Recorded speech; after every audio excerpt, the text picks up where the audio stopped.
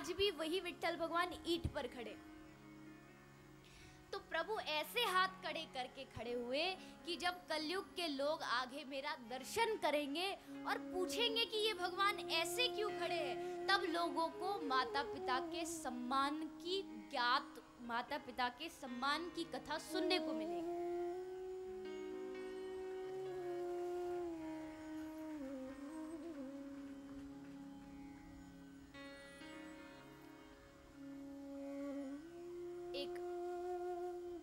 आज के माता पिता हैं, जो आज के बच्चे जो अपने माँ बाप कोई वृद्धाश्रम में डाल दिया, कोई कहना नहीं माना, कितने लोग आते हैं, अपनी माँ को मारा, ये किया वो किया, पिता को मार दिया चंद रुपयों के लिए। इन सब लोगों को सत्संग सुनने की बहुत आवश्यकता है। माँ इतना प्यारा शब्द है, क्या नहीं करती अपने बच्चों के लिए।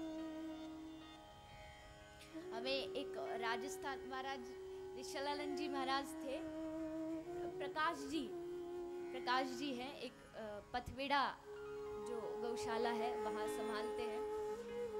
तो वो एक बार बता रहे थे, हम महाराज जी के साथ में बैठे थे, तो प्रकाश जी भी साथ में बैठे थे, बता रहे थे कि मैं एक डॉक्टर से मिलने गया, तो डॉक्टर साहब कह रहे थे कि मेरे पास एक मैया आई, एक माता जी आई और मुझसे आके बोली कि महाराज आप मेरे बेटे का ना चेकअप कर दो।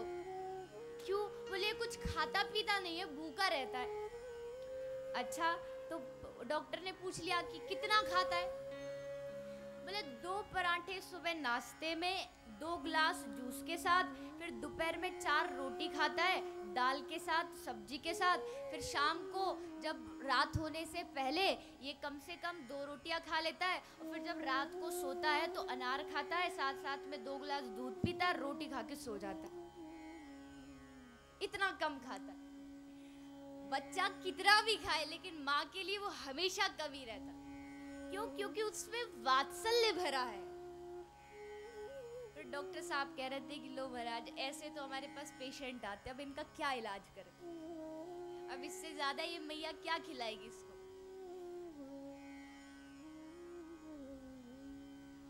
लेकिन माँ तो माँ है।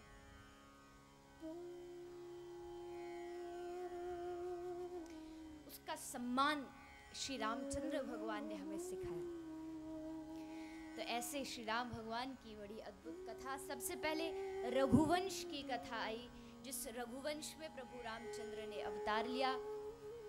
इस वंश में इक्ष्वाकु हुए, इसी वंश में राजा नृग हुए। राजा नृग ने इतनी गौदान की, कहते हैं कि आकाश में कितने तारे हैं ये गिना जा सकता है, लेकिन इन्होंने कितनी गौ माता दान की ये नहीं गिना जा सकता।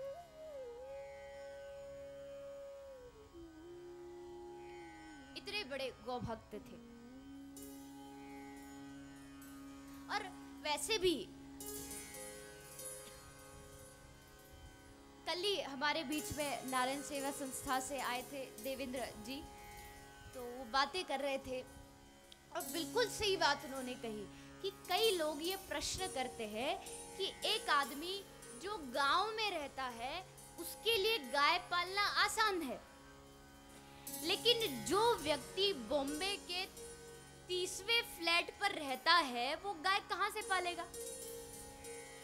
अब जिस 30वें फ्लैट पर रहने वाले बच्चे ने कभी गाय का चेहरा ही नहीं देखा, रोज उसका दूध वाला आके दरवाजे के बाहर रोज 2 थैली दूध रख जाता है, उसको मालूम ही नहीं गाय क्या है, तो उस बच्चे से आप कैसे अपेक्षा कर सकते हो कि तुम गाय माँ की इज्जत करो, पूजा करो।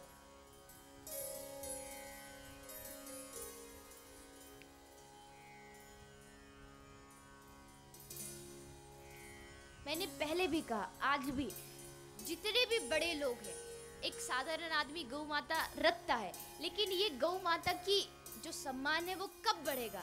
जब हर एक बड़ा आदमी अपने फार्म हाउस में, अपने घर के लोगों के घरों में गाड़ियां खड़ी करने के लिए बड़ी सारी गैरेज होती है, साथ साथ में अपने घर के एक गौ सदन भी बनाना चाहिए। गाय साथ में रखना चाहिए। और अगर वो भी नहीं कर सकते तो कम से कम कहीं भी जो आपकी इच्छित गौशाला हो, जहाँ गौ माता की सेवा हो रही, वहां जा करके एक गौ माता का धन दे करके उसी गौशाला से दूध, दही, घी जो भी है वो अपने घर मंगवाया कर।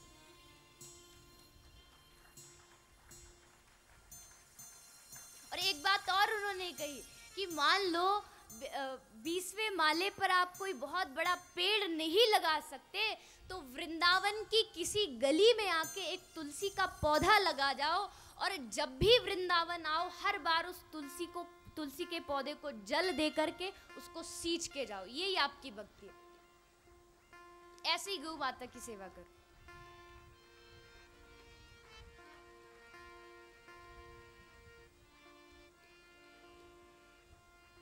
और खासकर मैं आप सब लोगों से ज़रूर प्रार्थना करती हूँ, क्योंकि मैं यहाँ रहती हूँ तो यहाँ क्या होता है ये मुझे ज़्यादा पता है। हजारों की तादाद में गौ माता रोज काटी जाती है। कल भी मैंने बताया कि भारत सरकार ने 15 कत्ल खाने खोलने का आदेश दिया। वो बात छोड़िए, हमारे खेत में गौ माता घुस जाती है तो उसको भगाने की जगह लोग उनके ऊपर एसिड डाल देते। आप जब आते हो यहाँ अंदर, सामने एक गौ मंदिर बना है जहाँ आप परिक्रमा करते हो, वहाँ आपने शायद देखी हो एक गौ माता है जिनका पूरा शरीर जला है। किसी के खेत में वो घुस गई तो किसी ने ऊपर से तेजाब डाल दिया। कितनी क्रूर बुद्धि है। ऐसे समय में वो गौ माता रोती रोती प्रभु को याद करती, मालूम है क्या सोचती होगी, अरे प्रभु तू मुझे कहाँ छोड़ गया, कहाँ तेरे युग में रहती थी जब अपने भोजन से पहले तुम मुझे भोजन खिलाते थे, और आज ये तुम्हारे भक्त हैं, क्या हालत बना रखी।